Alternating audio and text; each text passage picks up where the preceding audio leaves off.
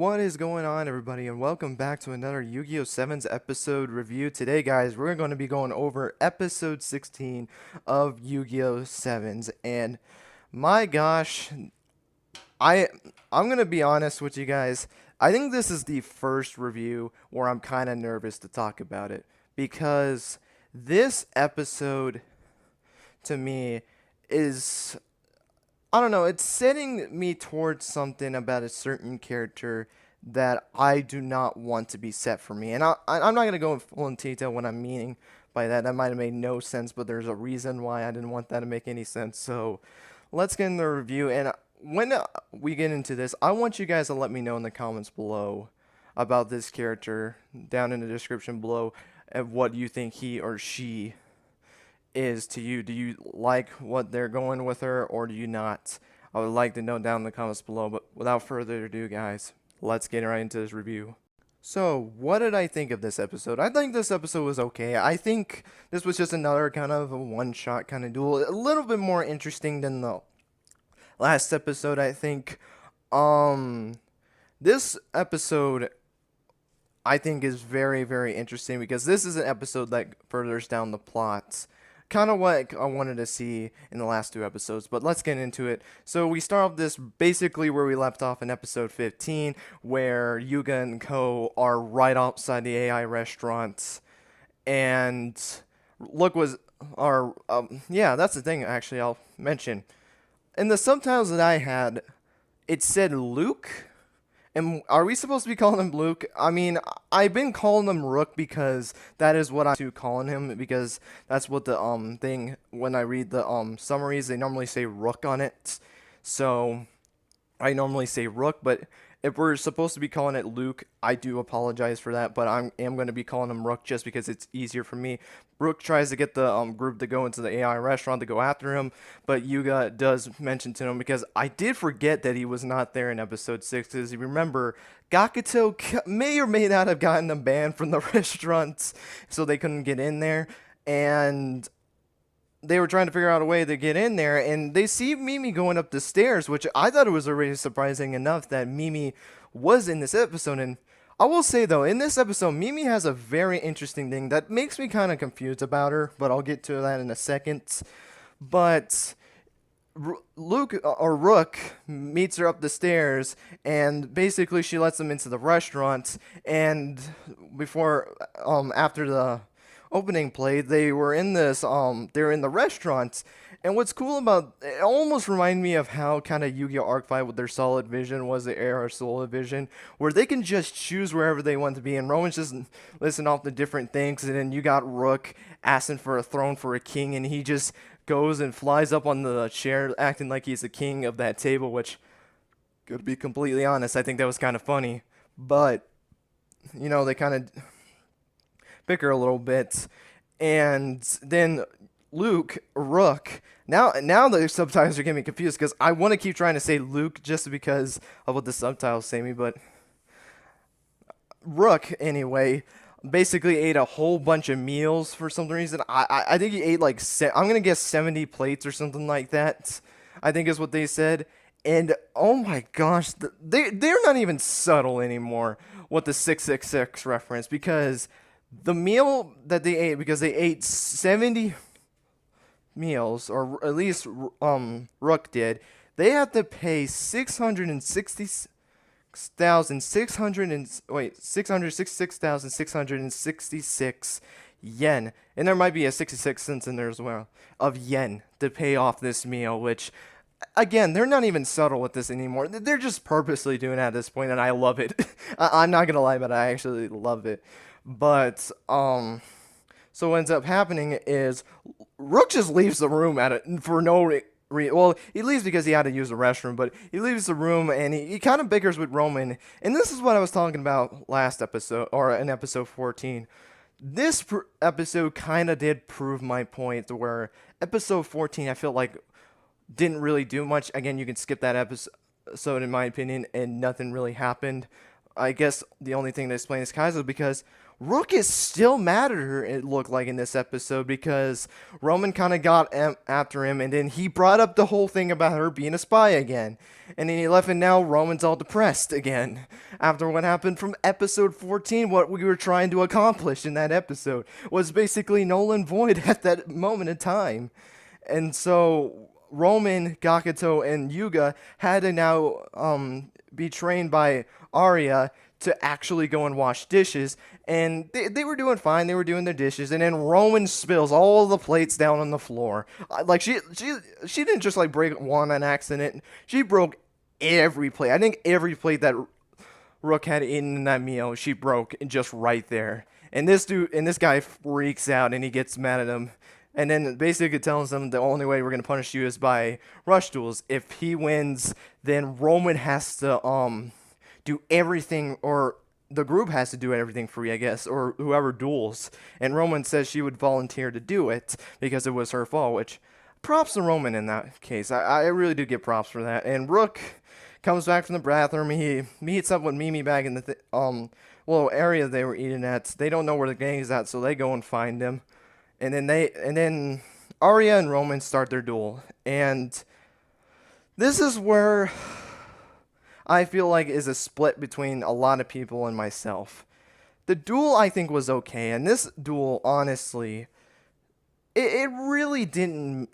I'll say though, this probably was my least favorite duel out of all of the duels that we gotten so far from episode 10 to now, because two things happened in this duel. First off, Arya cheated in this episode. He was basically using the buttons on his dual disc to where because in his turn, every time he was going to go and play a spell card, he would set a card face down, and then he would wash his dual disc, which I already knew he was going to cheat when he first did that, which luckily I'm not as dumb as Gakuto and Roman, because they didn't figure it out. Rook and Yuga kind of figured it out right away. Well, at least the second time, it's like, okay, he's going to be cheating something. Because I remember when he activated that spell card, it was different, completely different from the card that I saw in his hand. I remember that set card that he put because they showed his hand before he set the card. So, yeah, he was cheating in that. And I do not like the cheating in shows because it makes it unfair. I like the fact that the characters normally win. I think the only time that never happened was when Revolver faced Lightning in Yu-Gi-Oh! Reigns. He cheated, they put 1 life point, and that was basically the end of the duel. People consider that as a win, and some people consider that a draw. Like, there's that whole debacle there. Which I'm thinking that's the only time. I think that was the last time a cheat. I guess in terms of the decks, the last time I remember a cheat in terms of the deck-wise, I think is probably Flip Turner from Yu-Gi-Oh! Zexal, when he put the Baby Chiragan card in Yuma's deck and trying to give him as a present, and because he activated Baby Chiragan, he was able to activate Ultra C to take control of Utopia and Leviathan Dragon, which you can't, well, I guess it isn't cheating, but it kind of is in a way, because you played a specific card because you were trying to give the person that card. And plus, he also gave him the 3, like, chew bones, I think were names of them, but getting back on point, he was cheating in this episode, and they kind of figured it out automatically, and where in the world has this been in? We have not seen this thing since episode 2. Rook comes back in, and he talks about the devil again with his hand, and he's able to get a hold of the dual disc, and now the whole thing is ruined, so now you couldn't cheat anymore. I am so glad that they did not get rid of that thing, because that made me actually kind of fall in love with Rook as a character, because I wanted to learn more about this power. They brought up that phenomenon again, which I don't know what it is at this point. I'm really hoping it's like some demonic power. I really do. I mean, we just came back from a show that was realistic. I guess you can add a little bit more fantasy just to get a little bit of different. I can't say it. Anyway, like different types of things for the characters, whether they're realistic or not. But it was really cool to see that in this episode again. And, Rook goes on and he's like, oh, thanks to me, I was able to help you not basically be in trouble. And this is where the duel shifts for me, in my opinion. And if you guys have been with me since probably, honestly, episode 12, I don't think I didn't majorly talk about it because the episode never occurred. You know that I did not like Roman going to that. We called it hangry state, which was the mode that she was going into. it kind of isn't just hungry anymore. It's any emotion. It's almost like when she gets into a certain emotional state, she goes into this mode. And even in this episode, it's really interesting that it can change the bearing on different things. Like the last time she did it was when she was hungry. This time it's now because she doesn't want to cry. And then she gets the red eyes and basically goes insane again. And honest to God, I wish they did not do it again. I don't know why in the world this is actually becoming a thing now. And that's just my opinion. And this is the character I was talking about earlier. Do you like the fact that she's going into this or not? Because every time now I'm seeing Roman, I'm thinking of Zark from Yu-Gi-Oh! Arc 5, when Yugioh would go into Berserk mode, or actually known as the Awakening. This is Roman's Awakening, in some degree. It's like a parody of it, I guess is the best way to say it, because she doesn't go evil. She just gets mad, I guess, is the best way to describe it, but I'm honestly really... Roman is starting to go down as me liking her throughout the series. Not majorly, not at all majorly. I think her story has been really, really good, and she's won 2 duels already now. Out of the 3 duels she lost to, or out of the 3 duels that she participated in, she only lost to 1, which was the main protagonist. In fact, she didn't even have her own deck, though. I still wish we got an explanation on that deck. She just had a deck out of nowhere, unless she actually already had the deck, I guess. I don't know. I really hope they explain that, or else that's going to be pretty disappointing, in my opinion, because we don't know how she got the deck. Did she just already have a deck and not say anything about it, prepared for it? I don't know, but... Another thing that's funny, and I'm not taking out the discredit, I'm not taking any credit away from Roman, but both of her wins now she's been in this mode. That, to me, is honestly disappointing. The fact that both of her wins has been in this state. The one duel where she doesn't... I feel like she duels as herself, I feel like. Was the duel that she lost. The only time I feel like Roman dueled as herself was the one that she lost. I don't think she really... No, it's not that she earned it. I feel like I kind of wish they wouldn't go that route and show that she doesn't need to get emotionally angry or sad or... angry or whatever the case it might be as. I want her to duel as herself, as like what she does in the beginning of the turns.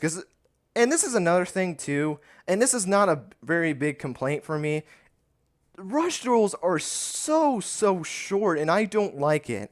I like when the duels are a little bit more fleshed out. I think honestly Arc 5 really had the best or even like early GX. It had like 8 turns, but they were still pretty quick on the turns. Like with Vrains, you had 8 turns, but they lasted so long. And I know that was a lot of people's problems, even though I didn't have that biggest issue on it, because it makes sense. Because you have to do a lot, they do a lot of plays with links, so it made sense. But I just feel like the duels are going way too by. The only episode that we had 2-parters in, I felt like both of the episodes were a lot of story. They could have just done the whole entire duel in one episode, and that'd be it. I want a duel that actually lasts 2 episodes. If you want to add a little bit of story in there, that's fine. But I want a duel to last more than 3 or 4 turns. It is getting ridiculous that it's only been 3 turns for these duels, which maybe it's just because of the fact that it is supposed to be fast, and I understand that, and I like the idea of it. I just want a little bit more. It's not a big complaint, but I just kind of want them to do a little bit more fleshed out turns in my eyes. I just want them to go a little bit longer in the turns, and I'll be perfectly fine with it. I've been fine with it. It's just I want them to do a little bit more going forward. But getting back to Roman first, just a quick second. I really hope that she does not keep on doing this. My biggest worry about this is that she's just going to keep doing this every time she duels. She's going to get in this mode now. And honestly, I wish also that could be explained a little bit more, I guess, too, because that's never explained why she has that. At least with Yugioh, we understand why. Is because he was a part of Zark, and Zark is still a part of Yugioh because he was one of the counterparts, and that's why Yugioh went into this Berserk mode, is because Zark is still within him and he's trying to take control. This doesn't make any sense at all. I guess you can count it also to, let me think. Akiza, there we go. I think Akiza can be a good example. Akiza had her own power with psychic abilities. The only difference is that it's like an outside kind of thing, I guess, where she can kind of control it from the outside. Roman almost gets possessed in a way. Not really. Oh, I shouldn't say possessed. I guess it gets activated, almost like a switch in a way. You can say that the same for Aki, but it controls it from the outside. Roman's is more on the inside, if that makes any sense. That might not, but that's the best way I can describe it, because they are different, but I guess you can make the similarity for it as well. But that's probably my biggest complaint, is that Roman got back into this hangry, well, I can't even call it hangry anymore, this emotional state. I'm just going to call it that, because she's done this when she cried, like she was getting ready to cry, and then she got mad about it, and then she got angry because she was hungry. I don't know what next is going to be. Something's going to hit her in the foot, and she's going to get angry again, and just going to duel like a wild animal. But actually, that actually would be kind of funny. Not in a mean way, but I think that'd just be funny, because anything is possible with that mode. But yeah, that's my little bit of gripe on it. I think it is a little bit more interesting, that the fact that it can be on multiple stuff, but I still don't like it anyway. But she does win the duel, which I think that's the quickest time a girl has won in a certain amount of episodes. I mean, we're only in episode 16, and she's already won 2 duels, and she's already dueled 3 times, which is good for a girl. But again, that whole power thing is a big factor to me, where I'm not really happy about it, which honestly, at this point, I don't really care, because even though she can be so good at the beginning, there's always that one chance that everything can just fall apart. Everyone loves Akiza. Like, she was like almost perfect in season 1 and season 2. Completely drops in seasons 3, 4. Picks it up a little bit in 5, but not like the level she was before. Aoi Zaisen, she was good the first 2 seasons. Season 3, it kind of dropped a little bit, but that was just because of it being a short season, but that still hurt her in a way. So it's happened before in Yu-Gi-Oh! And there's some times where I don't think the girl's really done much. Like, Tori didn't really do anything. Anzu didn't really do anything. Rebecca Hawkins, I guess, didn't really do anything. Like, it's just a trope with girls, I understand that. But maybe Roman can change it for some people. Right now, she has that potential, but right now, she's going to have a really tough time in my eyes to get up to that high levels of, like, top 5 for me, if I ever decided to put a top 5 on my list. That she has a lot of work to do, but who knows? I might still like her in the end. My biggest hope is maybe she can get out of the mode, I guess, is my biggest thing, is maybe she loses a duel in this mode and she's like, okay, I cannot rely on this anymore. This power is just not making me the way that I want to be, and I just use it as a way to winning duels. And now that I know I'm not invincible with this mode, I need to become stronger as an actual person and not relying on me getting angry like this to not win duels, but to actually just duel. Because both of the times she's done this, it was literally their final turn when she does this. So, yeah, I kind of hope that gets maybe a little bit built up to kind of get away from that. That's the best way they're going to get to doing that. But let's talk about the last meet of this episode. We see Nail in this episode. I'm just going to call him now. I'm not going to say his first name until I get used to him as a character. But we finally meet him in this episode. And I'm going to say this. I got the immediate rush vibes of Kirito when he was coming by on that chair. And when he first spoke, I immediately heard Kirito from that. And it's kind of funny because I only watched a couple episodes of Sword Art Online Authorization. And I think Kirito's VA is a really good VA, and I think he's going to be really good at doing these nail parts, because normally I know his dub has a lot of like main protagonist leads. I know in the dub for Kirito, his VA is also main character for Seven Deadly Sins, Attack on Titan, and I think even Blue Exorcist, because Meliodas, Aaron, and Rin, I think they all have the same VA. I could be wrong about that. I don't know about the sub, but I think from the episodes that I listened to him in the sub, I think he's does very well as Kirito. So I think he's going to be really well as Nail for this last episode. And we didn't get to see much in this episode as much as I wanted. They go by the door, and Arya's kind of like, yeah, you can't get into this door. Only like, I think it was like only like staff permission was in, and Yuga this is the thing that was a little bit weird for me. Yuga put in his dual disc to activate the door. Why was Yuga's dual disc able to do that? I guess that's my biggest question with that, is why was Yuga able to get into the door? Because all he did was just shove his dual disc in there, he was able to go in. Does anyone get access to it? Or maybe it has something to do with Otis. Maybe Otis has something in his dual disc, or maybe Yuga did something in his dual disc to get into it.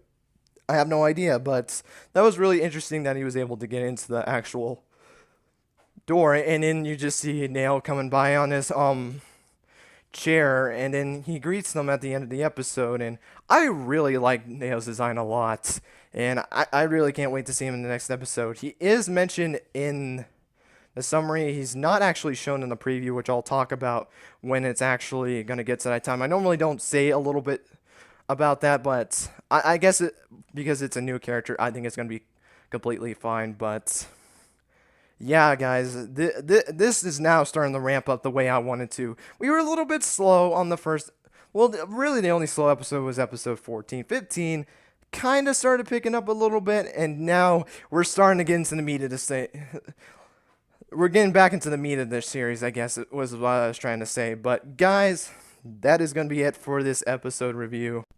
So guys, thank you guys so much for watching this episode. This episode review. I hope you guys enjoyed. Let me know your guys' thoughts on the episode down below. Did you like it? Did you dislike it? Did you think it was okay? Love to know your guys' thoughts down below. And major question for you guys. I honestly want to know if I'm on the minority of this or if I'm not. Let me know what you guys think of Roman as a character right now.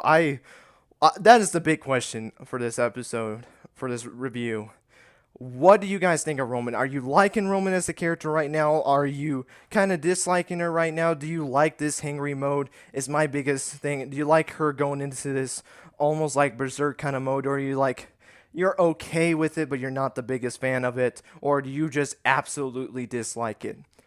We're just going to have to see where it goes further down the line for me to get a final opinion on this. Right now I'm on the lower side of things, but I'd love to know what you guys think about this down below. But guys, that is going to be it. Thank you guys so much for watching. Until next time, guys, take care and have yourselves a great rest of your day.